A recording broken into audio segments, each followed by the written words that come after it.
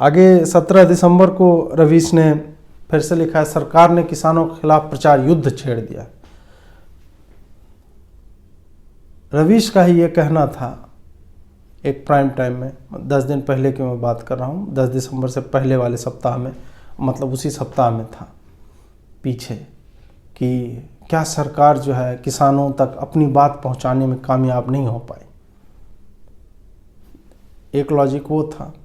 अब जब सरकार किसानों को समझाने के लिए मन की बात का सहारा लिया, प्राइम मिनिस्टर ने, नरेंद्र सिंह तोमर ने चिट्ठी लिखी, प्रधानमंत्री ने ट्विटर पे लिखा, प्रधानमंत्री ने स्वयं अपील की, किसान सम्मेलन आयोजित कराए जा रहे हैं ताकि जिनके भी मन में अप्रीहेंशंस हैं, आप देखिए फिर एक पैरेलल में याद दिलाना चाहूँगा, इसी तरह का काम किया था इन्होंने शाहीन बाग के भी टाइम में, कि नहीं वो लोग डरे हुए हैं, उनके मन से जो है सरकार क्यों नहीं हटा रही है ये शंका कि उन्हें नहीं निकाला जाएगा।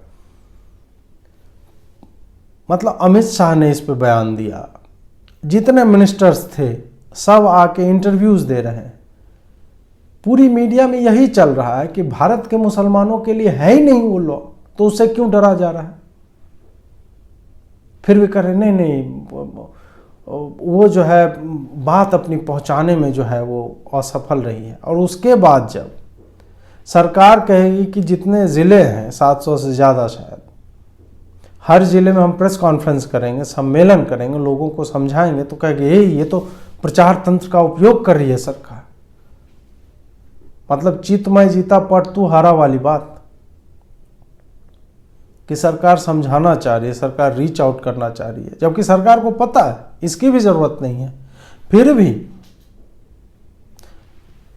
इस बात के लिए कि सरकार को जिम्मेदारी होती है कि अगर कोई, वही होता है ना कि भगवान राम से बोल दिया, क्वेश्चन कर दिया धोबी ने, तो वो जो है सीता को त्याग देते हैं।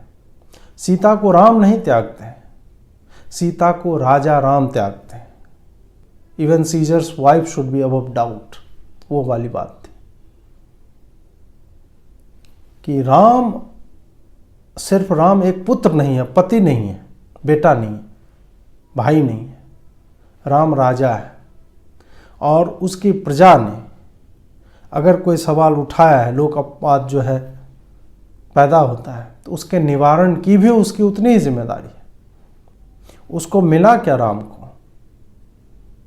शादी होते ही वनवास, और उसके बाद फिर जो है पत्नी को वनवास दे देते हैं, और पत्नी आती वो चली जाती है त्याग के उनको। क्या मिला उनको? लेकिन फिर भी आज भी क्यों बोला जाता है, रामराज की अवधारणा क्यों है?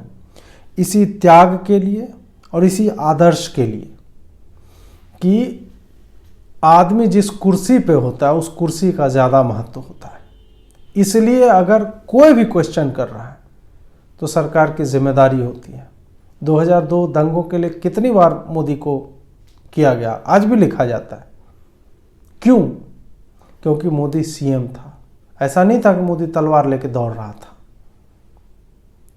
किसी के भी ज़िले में, किसी के राज्य में, किसी के देश में अगर दंगे होते हैं, कोई ट्रेजेडी होती है जो मैन मेड है, तो उसके लिए जिम्मेदार हमेशा उसका अध्यक्ष होगा, राष्ट्राध्यक्ष रहे, मुख्यमंत्री रहे, जिलाधिकारी रहे।